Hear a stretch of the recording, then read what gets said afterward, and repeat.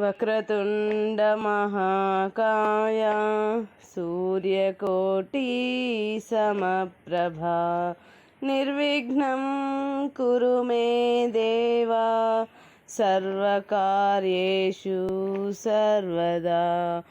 గురుబ్రహ్మా గురుర్విష్ణుః గురుర్దేవో మహేశ్వరః గురుః సాక్షాత్ పరబ్రహ్మ తస్మై శ్రీ గురవే నమః.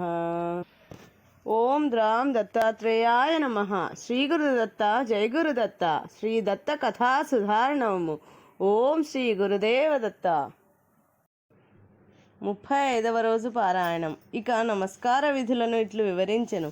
వేద విధురైన బ్రాహ్మణుడు కనిపించగనే నమస్కరించవలెను. జలమధ్యమునందున్నప్పుడు, స్నానము చేయుచున్నప్పుడు, బరువును మోయుచున్నప్పుడు, కృతజ్ఞునకు, పుణ్యతీర్థములందు, దేవాలయమునందు, యజ్ఞవాటిక యందు, యజ్ఞము జరుగుచున్నప్పుడు ఎంతటి గొప్పవారికైనను నమస్కరించరాదు. భోజనము చేయుచున్నవానికి, నిద్రించువానికి నమస్కరించరాదు. తాను దైవ పూజ యందుండగా ఎవరు వచ్చినను నమస్కరించరాదు. శ్రాద్ధము పెట్టునప్పుడు, తర్పణము విడుచునప్పుడు ఎవ్వరికీ నమస్కరించరాదు. పూజ్యులను, దేవాలయమును, గోవును, రావి చెట్టును చూచినప్పుడు ప్రదక్షిణలు చేయకుండా ముందుకు సాగిపోరాదు. అట్లు పోయిన వానికి విఘ్నములెదురగును. తన ఇంటి యందు తూర్పు వైపుగాను, అత్తవారింట పడమర దిక్కుగాను, ప్రవాసములందు దక్షిణ దిక్కుగాను తల నుంచి నిద్రించవలెను. ఉత్తర దిక్కునకు తల ఉంచి ఎక్కడనూ నిద్రించరాదు. ఉత్తముడైన వాడు పెద్దల ఎడ వినయముతో ఉండవలెను. వస్త్రధారణ, వపుషం అనగా నడకతీరు, వాక్కు, విద్య, వినయము అను 5 లక్షణములు కలిగి ఉండవలెనని శాస్త్రవాక్యం. పూర్ణిమ నాడును, అమావాస్య నాడును విధిగా యజ్ఞమును ఆచరించవలెను.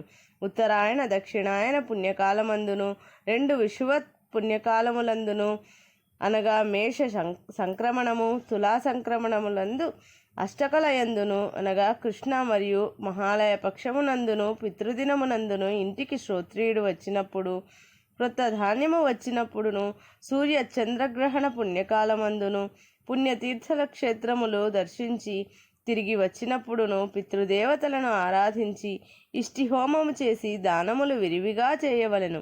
వేదాధ్యయనము, పురాణ శ్రవణము చేయించుట గృహస్థుని విధి. పుణ్యకార్యములను, విద్యుక్త ధర్మములను ఆచరించుట ద్వారా శ్రీహరి ప్రసన్నుడగును.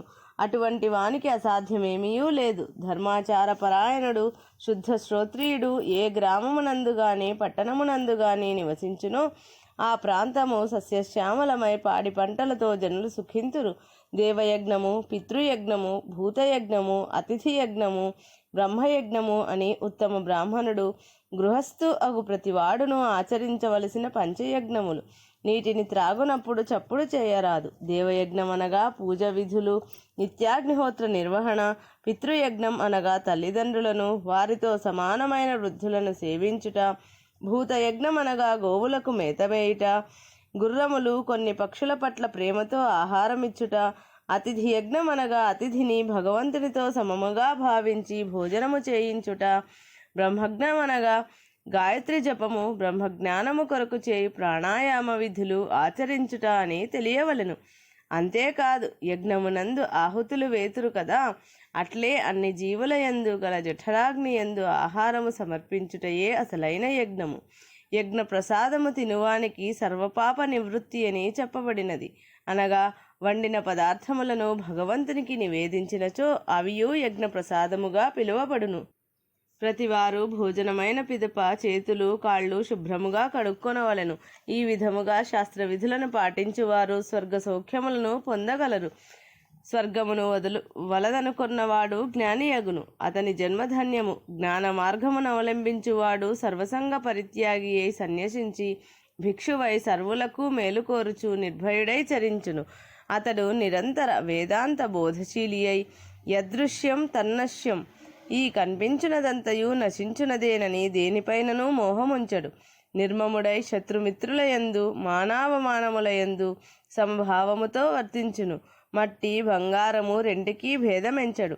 అతనిని లోభపరచునదేదియూ సృష్టిలో లేదు. నిరంతరము నారాయణ నామస్మరణముతో జీవితము గడిపి తుదకు నారాయణుని యందే లయముందును. తీవ్ర తపస్సులు చేసిన వారే స్థానమును పొందుదురో అతడు కూడా అదే స్థానమును పొందును అని శ్రీ దత్తాత్రేయ స్వామి బోధించనని భద్రశీలుడు తండ్రికి తెలిపెను. దీపక, దత్తాత్రేయుని దర్శించి బోధలను ఆలకించియు ధర్మకీర్తి మహారాజు కొంతకాలానికి చెడు మార్గములోనికి మారి పాపాత్ముడైనాడు. అయినను దత్తుని కరుణ అతనిపై కలదు. కావున చివరి క్షణమందు అతనికి సకల పాప నివృత్తి కలుగునట్లు సంఘటిల్లజేసెను. దీనిని బట్టి దత్తాత్రేయుని అమృత సమమైన కరుణావాహిని ఎట్టిదో తెలియచున్నది కదా. దీపక, దత్తాత్రేయుని వంటి దైవము ఇలలో లేడు. ధర్మకీర్తి యొక్క పాపములు పరిహరించి పుణ్యమిచ్చుటయే కాక తిరిగి ఉత్తమ బ్రాహ్మణ వంశమందు ఉద్భవింపచేసెను. పూర్వజన్మ జ్ఞానమును ప్రసాదించెను. కావుననే అతడింత ధర్మ విస్తారమును వివరించెను. అంతయు దత్తప్రసాదమే కదా అని ప్రశంసించెను.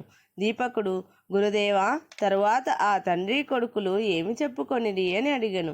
తరువాతి బోధలను వేదధర్ముడు ఇట్లు చెప్పెను అని శౌనకాది మునులకు సూతుల వారు చెప్పసాగిరి. 11వ సంపూర్ణం.